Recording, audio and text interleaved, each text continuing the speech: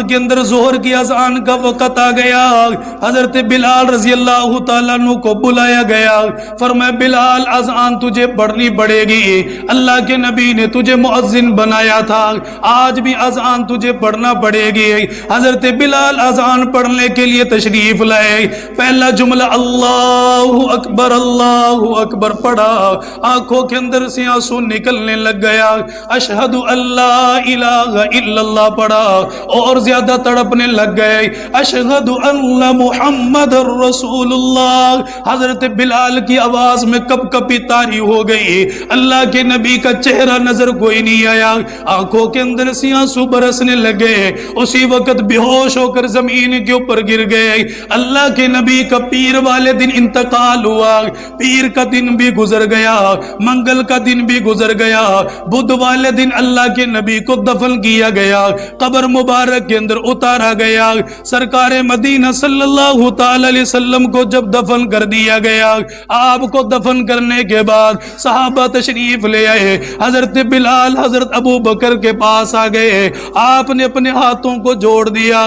فرمایا ابو بکر مجھے بتا، تو نے مجھے کس کے لیے آزاد کیا؟ اللہ کے لیے آزاد کیا یا اپنے لیے آزاد کیا؟ میں تیرا غلام تھا. حضرت ابو بکر نے فرمایا میں نے اسی دن تجھے آزاد کر دیا تھا. فرمایا مہربانی کرو آئندہ کے بعد اذان کی ذمہ داری میرے اوپر نہ ڈالنا، میں اذان نہیں دے سکوں گا. اور دوسری درخواست یہ، میں مدینے کے اندر نہیں رہ سکتا، ان گلیوں کو دیکھوں گا، اللہ کے نبی کا چہرہ یاد آئے گا، اللہ کے نبی کی صورت یاد آئے گی، مجھ سے برداشت نہیں ہوتا، مجھے جانے دو. حضرت بلال کو جانے دیا گیا. فرمایا بلال کہاں جاؤ گے؟ یہ مجاہدین کا لشکر جا رہا ہے، یہ مجاہدین کا قافلہ جا رہا ہے، ان کے ساتھ چلا جاؤں گا، جا کر لڑتے لڑتے شہید ہو جاؤں گا.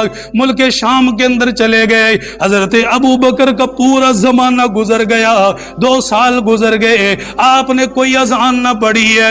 حضرت عمر کا زمانہ آ گیا، آپ نے کوئی اذان نہ پڑھی ہے، کوئی اذان نہ دی گئی. فرمایا حضرت عمر کے زمانے کے اندر ملک شام فتح ہو گیا.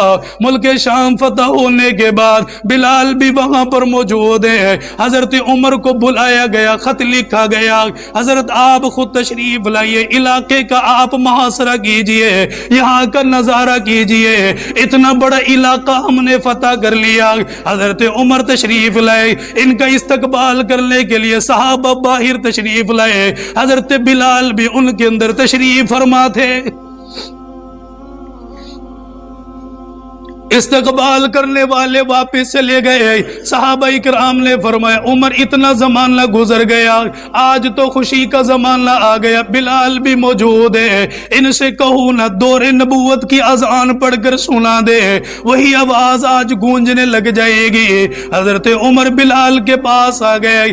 آپ نے فرمایا بلال ایک عرض کروں گا، کیا میری عرض سننے کے لیے تیار ہو؟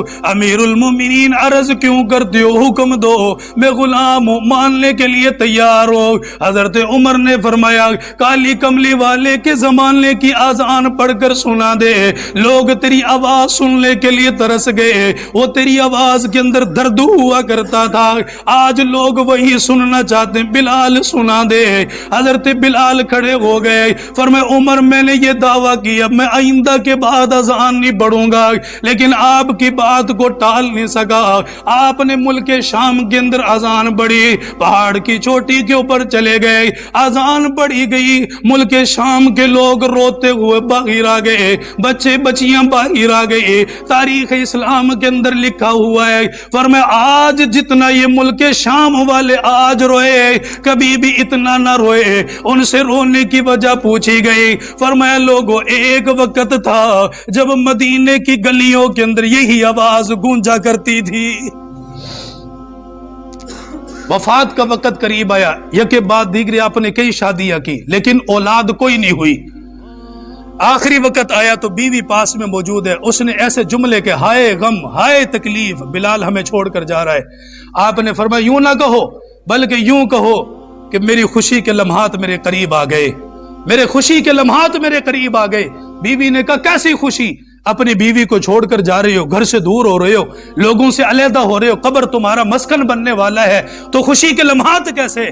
फरमाया कि तुम्हें ये लग रहा है मैं गम के अंदर हूं, मैं ये देख रहा हूं कि कल जैसे ही सुबह होगी अल्लाह के नबी के साथ और आपके सहाबा के साथ मेरी मुलाकात हो जाएगी।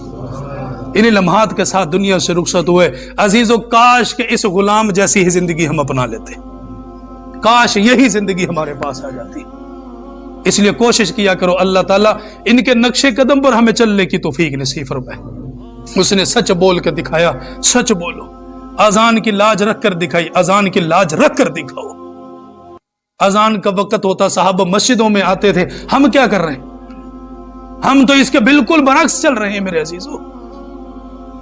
मस्जिद का जो टुकड़ा तुम आबाद कर रहे हो, मैंने ये पढ़ा है, मस्जिद का जो टुकड़ा तुम आबाद कर रहे हो, ये मस्जिद तुम्हें दुआएं देती है।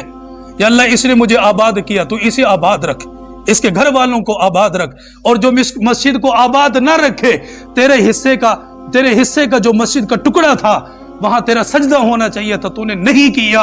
मुझे बता, मस्जिद दुआ देगी या बददुआ देगी? 8 दिनों तक, सिर्फ 8 दिन, 8 दिन नहीं, 5 दिनों तक, 5 दिनों तक आप कोशिश कर लें। आप जब तहज्जुद के वक्त, हर आदमी की आंख खुलती है, कोई तहज्जुद पढ़े ना पढ़े एक अलग मसला है।